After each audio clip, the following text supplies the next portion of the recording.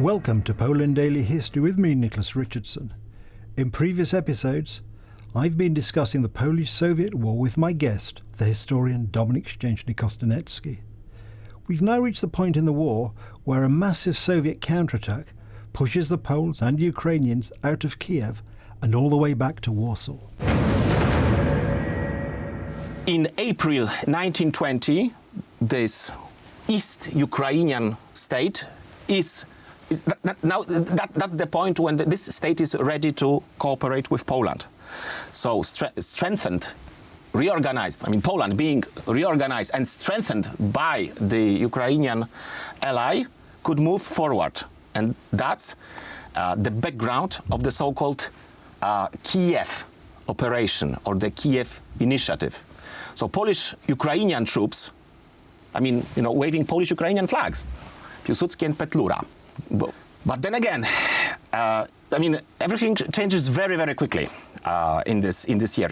Now we are in 1920, because the Bolsheviks managed to,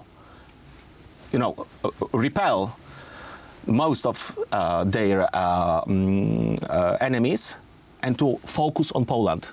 And that's exactly in June when they launch a massive counterattack on Poland.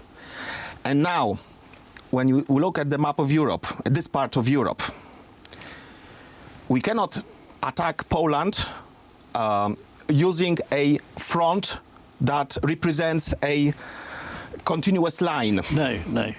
That's because we've got large swamps in what is called the Pripyat marshes. Exactly. Sorry, just to digress slightly, because the Pripyat marches are something which Norman Davies and all his writings about Poland, this part of the world, regards as the utmost significance. No. Because it determines the course which armies actually took. But sorry, a slight digression there. No, but he's actually right. Of course, yes. Norman Davies is generally he's writing. This is his. I think we agree that this book is his best. It's his best, and it was his first. I think it was part of his PhD thesis. It was his PhD. And I think it's the best history book he's written. I think he's got on some. I found some of his later books not quite as satisfying to read as White Eagle Red Star. First of all, it's not that long as his feather. No. His feather books. Yes, so you maintain the interest. But I think that's important. Sorry, just to get back to the story. This massive Russian push from Kiev eventually all the way to the Vistula River, essentially in Poland. In two movements, yes. North and south. And of course, can we just say, just a few words about where Stalin was in all of this? So we've got four movements, as we mentioned. Stalin was a long way south, wasn't he? Yeah, but just to make it to make sure that everybody understands, we've got those four movements, back and fro, to and fro. Right. So Russians, Poles. So we are in the third place now. Stalin was the political officer, let's say, commissar, yes. Commissar of the Southern Front.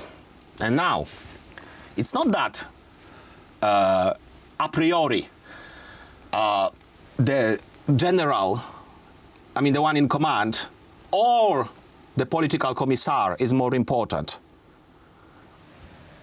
He is more important, who has better colleagues in Moscow. And that was the case with Stalin, because he was in the Politburo. So in fact, the one that was in command, nobody knows him. No. Even today, Yegorov. It doesn't mean anything, because that was Stalin who was important. Yes. Stalin in the south, and Tuchaczewski, who was actually the one in command in the north. Yes. And some say that Stalin didn't want Tuchaczewski to win. So he was sort of that he would be a new Julius Caesar, Napoleon, or something like that. And that's why he waited to send troops to Warsaw to help Tuchaczewski. But It was too late. That was too slow, willingly too slow. Well, maybe we'll look at the war in more detail in the next episode. But thank you for that background. Thank you for watching. That's the background to the Polish-Soviet War.